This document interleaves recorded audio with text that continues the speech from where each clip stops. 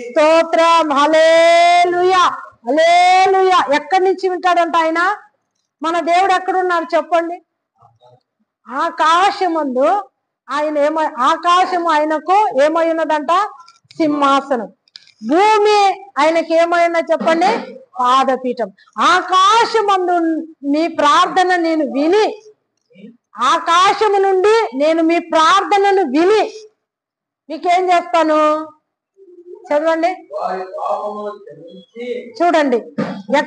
మనము ఈ భూమి మీద ఉండి ప్రార్థన చేస్తే ఆకాశములో నుండి ఆయన విని మన పాపములను ఏం చేస్తాడంట? ఆయన క్షమించి వేస్తాడు. స్తోత్రం, హల్లెలూయా. ఇప్పుడు పాపం మొదటిగా ఇక్కడ చూడు, రెండు కార్యాలు జరుగుతున్నాయి.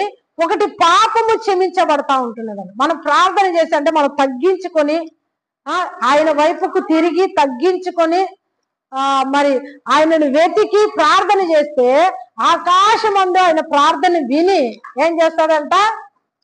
మొదటిగా పాపమును క్షమిస్తాడు. హల్లెలూయా.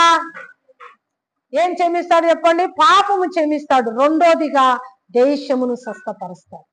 అంటే దేశం ఆ చోట్లో నిన్ను పెట్టుకో. దేశం ఉన్న చోట్లో ఎవరిని పెట్టుకో? నీవు అనారోగ్యంగా ఉన్నావా? బలహీనంగా ఉన్నావా? నీ కుటుంబంలో ఎవరైనా అనారోగ్యంగా ఉన్నారా? నీ కుటుంబంలో ఎవరికైనా ఆరోగ్యం లేదా? అనారోగ్యంగా ఉన్నారా? అయితే వాళ్ళని పెట్టుకొని నువ్వు ప్రార్థన చేశా, దేవుడు అంటాడు వారిని నేను స్వస్థపరుస్తాను. హల్లెలూయా.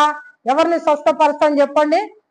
దేశమును స్వస్థపరుస్తంటే నిన్ను స్వస్థపరుస్తానని ఇక్కడ దేవుడు మనకి ఆయన వాగ్దానం చేస్తున్నాడు, మాట ఇస్తూ ఉంటున్నాడు.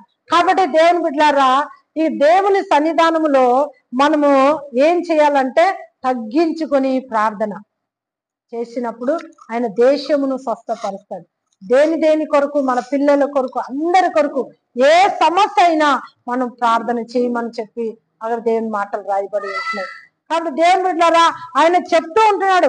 ఇంకా మత్తయి సువార్తలో కూడా రాయబడి ఉంటుంది 11:28 వచనంలో, ప్రయాసపడి భారాన్ని మోసుకుంటున్న సమస్త జనులారా. హల్లెలూయా. ఎవరంట? అందరి గురించి పిలుపునిస్తా ఉన్నాడు దేవుడు. యేసుక్రీస్తు ప్రభు ఏమంటున్నాడు? ప్రయాసం పడుతున్నారు జనాలు. ఏం చేస్తున్నారు చెప్పండి?